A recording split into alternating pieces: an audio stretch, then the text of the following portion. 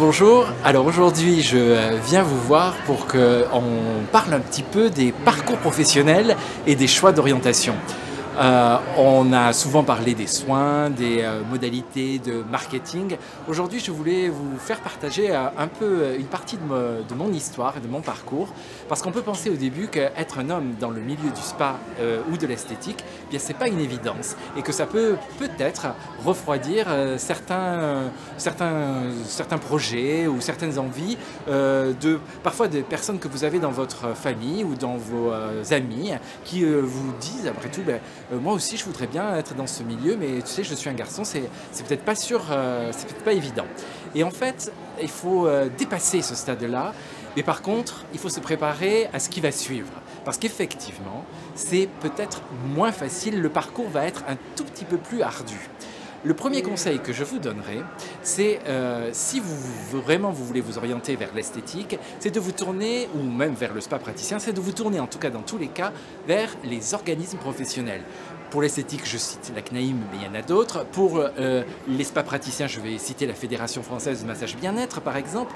Eux seront à même déjà de vous indiquer un petit peu comment ça peut se passer, de vous donner des conseils pratiques. Et surtout, très souvent, ils sont en lien avec des organismes de formation. Donc ils pourront vous orienter vers les organismes de formation qui seront tout à fait disposés à vous accueillir et à vous former. C'est la première étape après tout sur la voie du métier, c'est avant tout la formation. La formation acquise, qu'est-ce que je fais? Et maintenant, c'est la définition de votre projet auquel il va falloir penser. C'est évident que quand on va être sur un public de clientes et quand on est un homme, la première approche n'est pas simple parce que quand on va toucher à l'intime, à la proximité du corps, certaines femmes n'ont pas envie de se dévoiler complètement avec un praticien ou un esthéticien.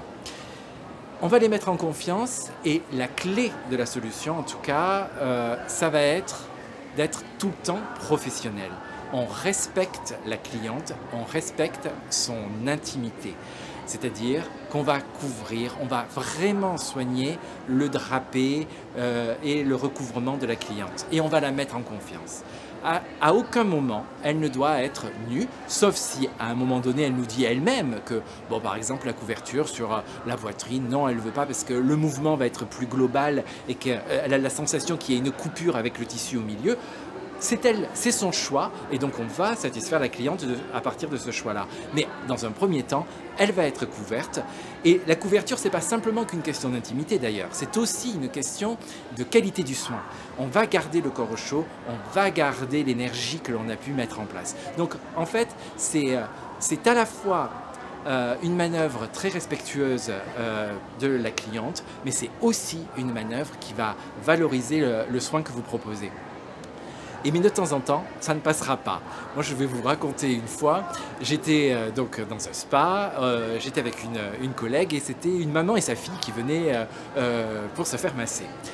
On fait les présentations, on n'avait pas tout à fait calé le rendez-vous et la personne ne savait pas forcément qu'elle allait être avec moi.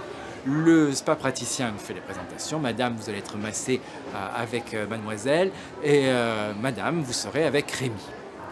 Non. La cliente dit tout de suite, rien de plus, mais elle dit non.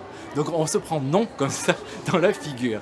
Et en fait, en négociant un petit peu plus et en reposant les choses, eh bien c'est la fille qui est venue avec moi et la maman est partie avec ma collègue féminine. Là, la question, c'était à la fois une question d'intimité et de proximité, on ne se connaissait pas. Et la deuxième raison, il y avait aussi une raison religieuse. Et ça aussi, c'est un élément à prendre en compte. Il y a une montée du fait religieux, mais quel qu'il soit d'ailleurs, de toute religion, et il faut respecter ses choix des clientes aussi. Par contre, je vous ai donné quelques petits problèmes là, ou quelques petites difficultés. Il y a un avantage énorme.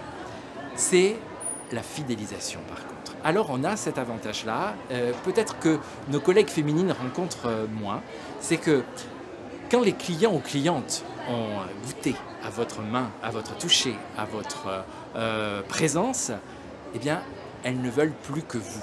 Et quand on est un homme, la fidélisation de clientèle s'avère souvent bien plus facile. Donc n'ayez pas peur de vous lancer dans ce projet, construisez-le bien par contre, donc en préparant bien vos étapes.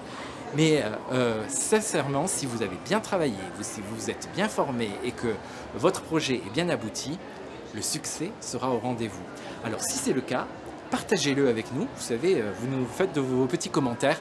Nous, on adore vous lire. C'est un moment privilégié d'être tout le temps avec vous, de ces contacts permanents avec vous.